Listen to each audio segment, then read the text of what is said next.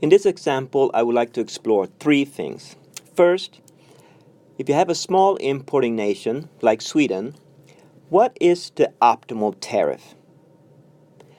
Does that optimal tariff change if we have a negative externality? And finally, compared to an optimal tariff, is a pollution tax better or worse? Okay, so the setup here is that Sweden is a small importing nation, which means that it cannot affect the terms of trade, the international price. Demand is given by 90 minus 0.5 QC, where QC is quantity demanded, and supply is equal to P equals 1 times QP, where QP is quantities produced or supplied. These quantities will be different from each other except for in equilibrium. The world price is 20. We can quickly calculate what equilibrium will be if there was no trade. That's what this green calculation has done. And you can see that without trade, equilibrium price and quantity will both be equal to 60. Now, if we are allowed to trade with the rest of the world, then both consumers and producers will be faced with the terms of trade. And they will make choices and they will behave in a way that is optimal given that price. So for consumers, they will take the price of 20 as given, and then they will choose how much they want to consume, which is equal to 140. Producers will take the price as given as well, and then choose how much they want to produce given that low price, and the answer is they want to produce 20 units. Given that consumers want to consume 140 units, but domestic producers will only supply 20 units, we can see that Sweden will import 120 units. To explore whether trade is better or worse than no trade, we would do welfare analysis. The basic components is to calculate consumer surplus and producer surplus. Consumer surplus is, I'm giving you the equation for it. Of course, in general, it would be the area of the triangle here, so the rise over run divided by 2. We can find that area is equal to the slope of the demand curve, which is 0.5, times the quantity consumed squared divided by 2. So this is the equation. And the equation for producer surplus is very similar. The slope of the supply curve is 1, so 1 divided by 2 times QP squared. Alright, so we could use that to calculate what the consumer and producer surplus is. And we can also use it to as the equations to find the optimal tariff. Of course, just thinking about this one, we can see that if we put a tariff here, say right here, so if we drew a line so that the terms of trade increase by the full amount of the tariff, we already know that consumer surplus is going to decrease a lot, producer surplus is going to increase a little bit. There will be some government revenue, but in general, there will be a deadweight loss, which makes the tariff non-optimal. But that's that's just looking at the diagram. Can we use math or equations and calculus to actually find that? Well, let's see. Let's try it. Okay, so now we're going to be thinking about a tariff, T, right here. And you can see I've drawn in that green line, which shows the price in Sweden with the tariff. So the terms of trade is increased by T. Now you can also see that how much consumers want to consume, QC, is different now, and it depends on what the tariff is. So, when the tariff is equal to 0, then the terms of trade was just equal to 20 here, and we could solve for QC. But now I've done it in general here, so QC is equal to 1 divided by the slope times 90 minus the terms of trade minus T. This is going to be important because we can use that to see what the impact is on quantity consumed when we change the tariff. Quantity produced is, of course, also determined by the terms of trade plus a tariff. So we have that QP equals terms of trade plus T. And we can then see that quantity produced depends on the tariff as well. All right, so now what we want to do is we want to look at, oh, I forgot to say that the revenue to the government is determined by the tariff rate multiplied by the amount of imports. And the import is, of course, QC minus QP. So in this case, it used to be 140 minus 20, but with a tariff, it's going to be something. You know, the quantity consumed will be smaller and the quantity produced will be somewhat larger, making imports smaller. All right. But what we have now is our total surplus is equal to consumer surplus plus producer surplus plus revenue. And all of these things, all the consumer surplus, producer surplus, and revenue terms depend on the tariff. But in many cases, the impact of the tariff goes through the quantity consumed or produced. So what we have to do is take that into account when we try to find the optimal tariff. So for example, when we look at the consumer surplus, you look over here, there is no tariff in that expression.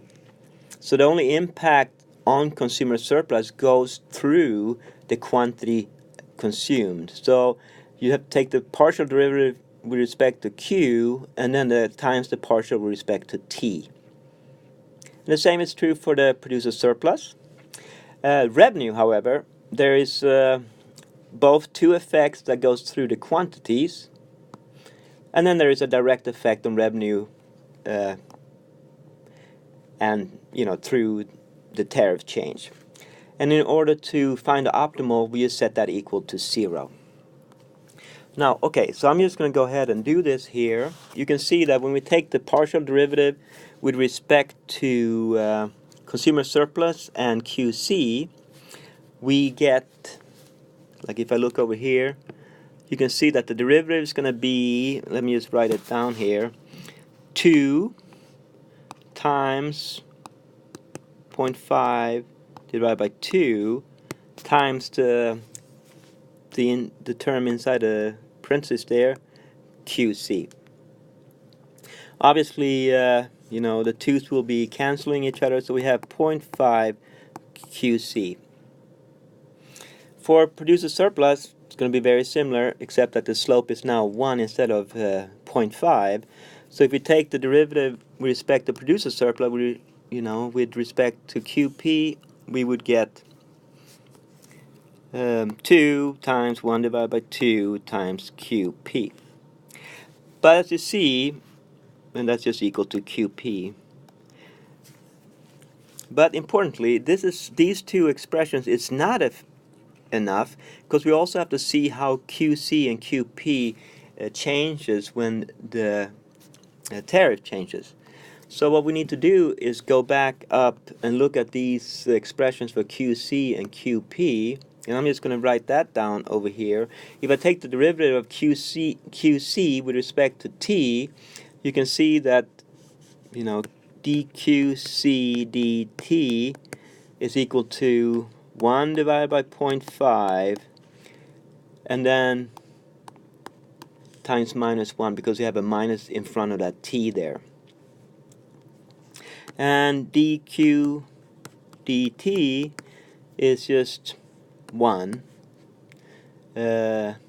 because there's a 1 in front of the T there, so it's very straightforward. Alright, so and now we need to combine these expressions. So let me just erase these, and then I'm going to rewrite it here in a second.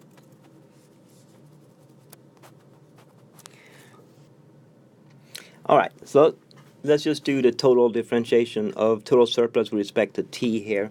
We have already done most of the work here, so we see that the derivative of consumer surplus with respect to Q times the derivative of Q with respect to T was just equal to 0.5 QC times minus 1 divided by 0.5. Alright, obviously this is just going to be equal to negative QC. With respect to producer surplus, we had that it was equal to QP multiplied by the partial derivative of QP with respect to T, which is just 1. So there we have plus QP. We'll look at the revenue with respect to Q and T here. We get that the derivative with respect to QC was equal to just T, and then the partial derivative was equal to minus 1 divided by 0.5. And when we do the derivative of R with respect to QP and how that, then we see that that's equal to actually minus T, and take the derivative of revenue with respect to T, and you get QC minus QP, and all that has to be equal to 0. If I just simplify these things here, we can see that all the Q's just cancel out. We get minus 3T equals 0. That is, T equals 0. The optimal tariff is, in fact, 0. That's not surprising. We knew that's going to be the answer because we looked at the diagram before. But if you have some complicating factor, so maybe you have a market failure, and we're going to look at one such market failure in the form of a negative production externality, maybe the optimal tariff is no longer equal to 0. All right, so that's what we're going to do in the next segment.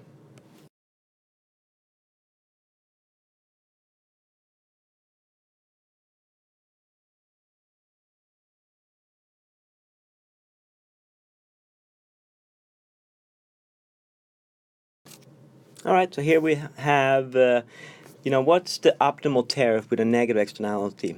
Here I've made the externality, the marginal external cost is constant, so it's just shifting up the, our marginal social cost curve is just going to be a parallel shift upwards from the marginal private cost curve. And I have said here that the marginal external cost is equal to 10, and the environmental damage is just equal to 10 times the number of units produced, 10 times QP. Everything is going to be very similar, so when I take the derivative of consumer surplus, producer surplus, and government revenue, it's going to be exactly what we had before. But let me just go ahead and do that a little bit more carefully. If you recall, the derivative of consumer surplus with respect to Q and then multiplied by the partial of Q with respect to T, we get that it was minus 0.5 QC multiplied by minus 1 divided by 0.5. And for the producer surplus was just equal to QP times 1, the partial. For the revenue, it was just T multiplied by minus 1 divided by 0.5. That was the QC partial, plus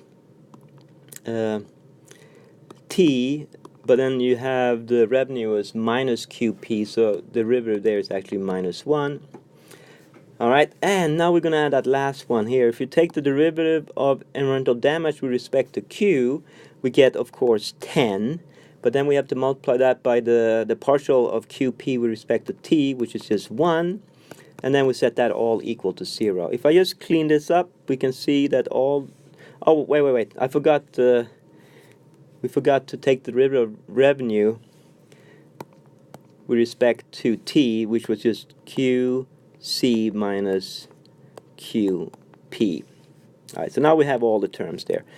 Again, if I clean that up, QC's cancel, QP cancels, and what we get here is minus 3T minus 10 equals 0. Alright, if I just solve that, we get that the optimal tariff is minus 3.33. Well, that's a strange, import tax. It's negative.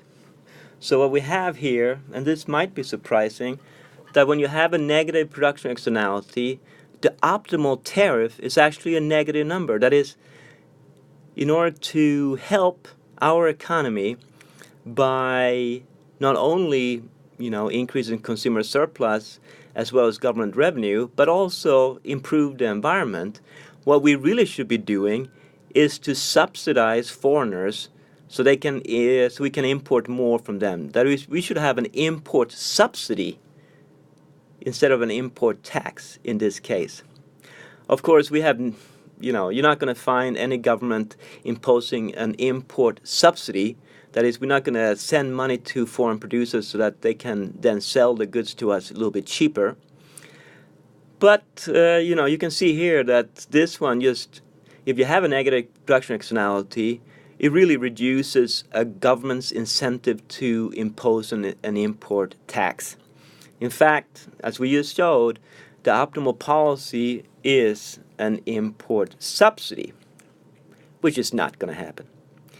But, you can extend this to all kinds of things. For example, what if we had a negative consumption externality? Or what if there was a positive production externality, like technology spillovers?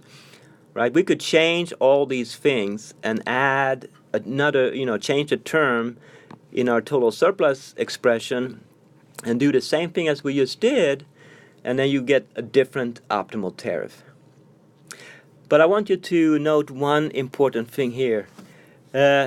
We did not get our producers to internalize the full amount of the marginal external cost, right?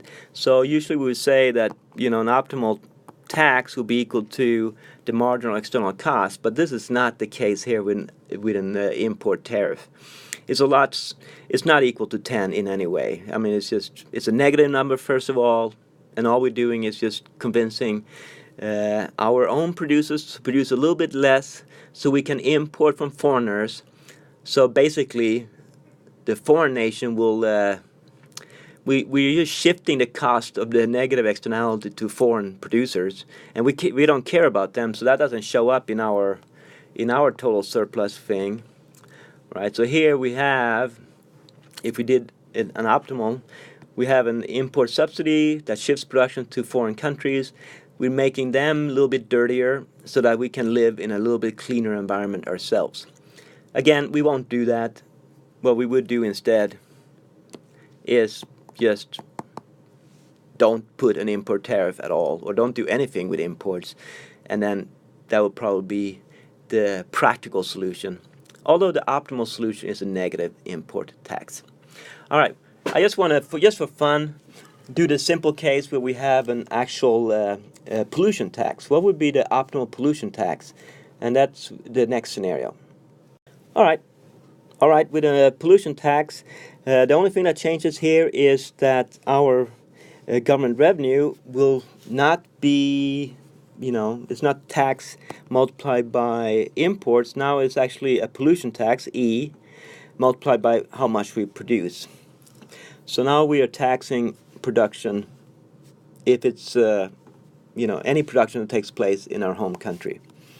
If we do that, there's one thing we need to understand before I can actually solve this problem, and that is the following.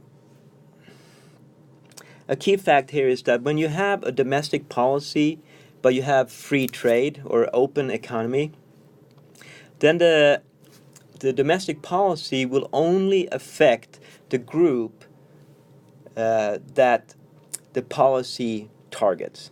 So if you have a domestic production tax, that will only affect producers and producer surplus. So there will be no impact on consumers and consumer surplus, and the reason is because domestic consumers have a perfect substitute in the foreign produced imports. All right, what I mean here is that usually when we put a tax on producers, the producers would like to pass on that tax to consumers. All right, so if you put a tax on producers, yes, they will receive less money, but they will try to pass on some of that tax burden onto consumers by increasing their prices. But they cannot do that in a small open economy like the one we are discussing right now, because if the domestic producers increase the price, then consumers will just buy it from abroad instead, right? So producers cannot increase their prices at all at home, because if they do, they lose all their sales, and consumers will just buy foreign-produced goods.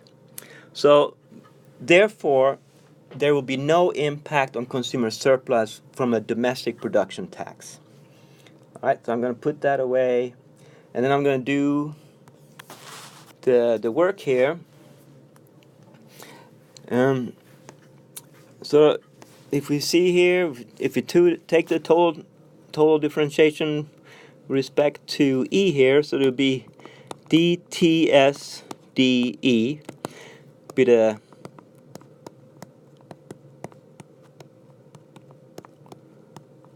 we would change consumer surplus depending on how QC changes with the pollution tax. But I already showed you that this here is equal to 0, and therefore there will be no change. This is going to be equal to 0. That's not true for producer surplus, so the change in producer surplus with respect to P and P with respect to E, that's something we're going to have to calculate. The revenue, we're going to have a direct effect with respect to E, and then we have the indirect respect that goes through the quantity produced, depending on how that is affected by E. And finally, we have to take the derivative of environmental damage as it goes through the production choices of firms. So this is P, and then we set that all equal to 0. So one thing that is very important to note here is that the quantity supplied is now going to be different from what we had before. So what we would have is the firms will try to maximize profits, of course. So if we had profits here, we can say you take price times quantity produced minus how much they cost of production, which is the producer surplus here, and minus the tax they have to pay to the government when they pollute. And if you take the derivative of profit with respect to QP here, so d pi dQP, that will just be equal to P times, and then it will be also QP times the derivative of P with respect to QP, and then we take the derivative here, we can see that's just going to be QP, and here will just be equal to E. Alright, so this is how they would like to, this will be, and you put that equal to 0, and that's the optimal quantity that the firms would like to produce. Alright, the one thing we have to remember, this is a perfectly competitive firm, so they're all price takers, so when they change the quantity, there's no impact on price, so this is just going to be equal to 0, and what we have then is that marginal revenue equals marginal cost, or P equals QP plus E. The price here is of course equal to the terms of trade, and therefore if I were to solve for QP, we have QP equals terms of trade minus E. Alright, everybody see how that worked? And then if I take the derivative of QP with respect to E, you see I get minus 1. Alright, so that's a lot of work here. Let me just make this one a little bit smaller so we can actually redo that. So if I go ahead and take the total differential as we have described right here, then we have that the change in total surplus with respect to E will be equal to 0 when it comes to the consumer surplus. Producer surplus equal to QP, and then the derivative with respect to QP with respect to E is just minus 1 like we just calculated. Take the revenue first with respect to E, and that's just QP, and then with respect to QP, and we get E times negative 1, the partial of QP with respect to E, And then the environmental damage is just 10 times the derivative with respect to QP, which is -1, and that's all equal to 0. And if I simplify this, we get rid of a lot of things here, and we get minus E equals, minus E plus 10 equals 0, or E equals 10. Well, this is what we expect, of course, because 10 was the marginal external cost, so we have that the optimal pollution tax is equal to the marginal external cost, which is what we have learned in other classes and what we would have expected. All right, so the last step here would be to actually calculate total surplus with respect, under all these different scenarios. So, for example, I'm not going to do this, but I'm going to ask you to do it. So what is total surplus equal to in the case of no trade? What is total surplus equal to with T equals minus 3.33? All right, so this is what optimal tariff with negative externality. And you should, of course, do the no trade with a negative externality as well. And then total surplus when you have an optimal pollution tax will equal to T. Let me just, I'm going to ask you to do the calculations, but I'm going to give you the numbers. It turns out that without trade, total surplus is 4,900. With an import tariff, which is negative, you get total surplus equal to 4,917. So that's a little bit better. So the optimal tariff does work. But when you have an optimal pollution tax, it's 5,400, which is a lot greater. So an important thing here, and something that we learn, is that if you have a domestic problem, like a domestic negative production externality, the optimal policy is a domestic policy. You can improve things with a trade policy, but that is definitely second best. That is, you can make things a little bit better, but it's not optimal because there is a domestic policy that is even better. So that's something we're going to talk about, that one can talk about later on when we make the model more complicated, or we get a little bit deeper into trade theory and policy. All right, that's it. Thank you very much.